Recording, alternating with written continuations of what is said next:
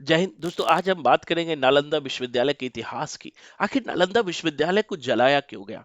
आखिर कौन था बख्तियार खिलजी? और नालंदा विश्वविद्यालय का इतिहास क्या है?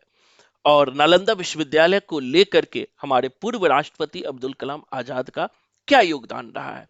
तो सबसे पहले जो पूरे विश्व का सबसे फेमस विश्वविद्यालय नालंदा विश्वविद्यालय है, वो है कहाँ? तो दोस्तों, यह बिहार में है।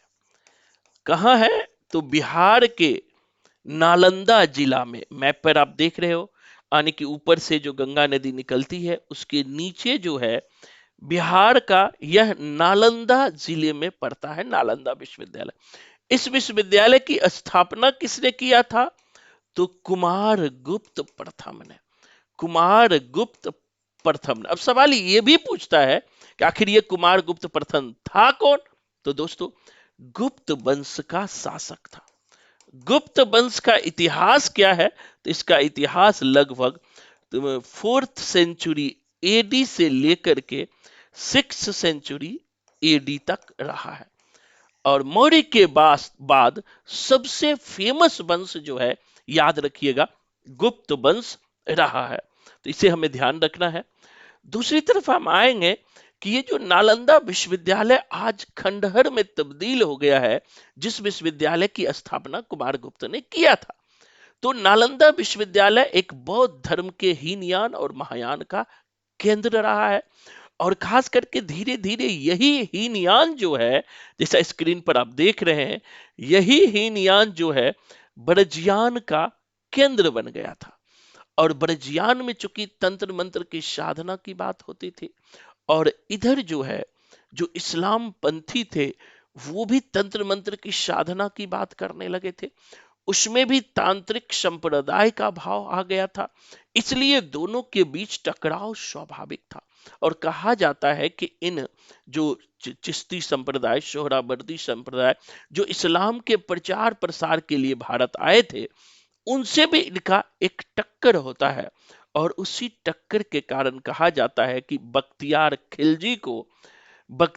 खिलजी को जो है आमंत्रित करता है ये जो संप्रदाय वाले लोग हैं। और बख्तियार खिलजी जो है नालंदा विश्वविद्यालय को जला देता है। और यहाँ की पाली भाषा की जो समृद्ध लाइब्रेरी थी, उसे भी जला देता है। लेकिन एक सवाल आता है कि मात्र 1000 घोड़ों से आकर के बख्तियार खिलजी यहाँ आए क्यों? तो याद रखना इतिहास को कि बख्तियार खिलजी जो थे, मोहम्मद गौरी के दास थे। मोहम्मद गौरी ने ऐबक को तो दिल्ली का राज दे दिया, बख्तियार को, खिलजी को कुछ नहीं दिया, क्योंकि वो भी दास था। तो उन्होंने सोचा क्यों ना हम बंगाल पर अधिकार कर ले। और बंगाल पे अधिकार करने के लिए ही जा रहा था, तो रास्ते में बिहार का नालंदा विश्वविद्यालय मिलता है। और उस विश्वविद्यालय से उन्हें पहले से ही चिढ़ था।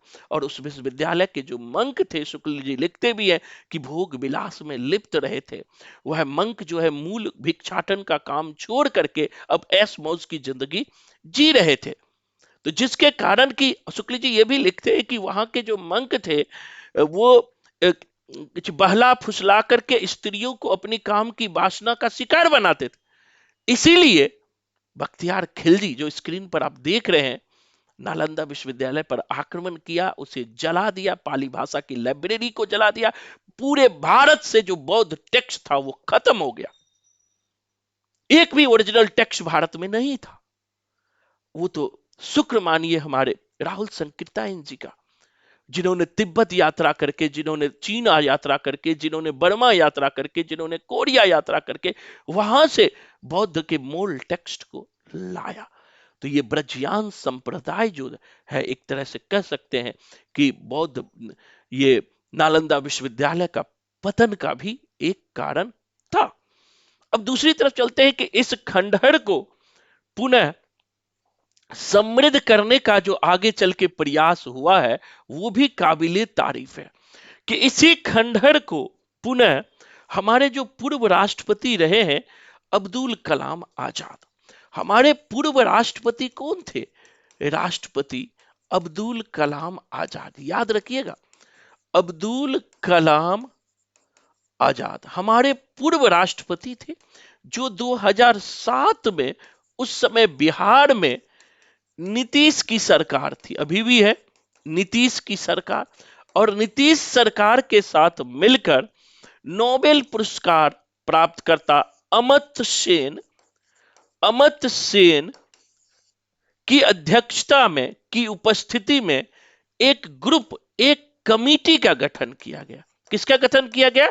एक कमिटी का गठन किया गया, और इस कमिटी में उन्होंने विदेश के लोगों को भी शामिल किया, खास करके चीन, सिंगापुर, जापान, पूछ भी लेता है, थाईलैंड, इन सबको शामिल करके एक विश्वविद्यालय का गवर्निंग बॉडी बनाया, और इसी विश्वविद्यालय को एक नए रूप में ढाल दिया, जो आप स्क्रीन पर देख रहे हो।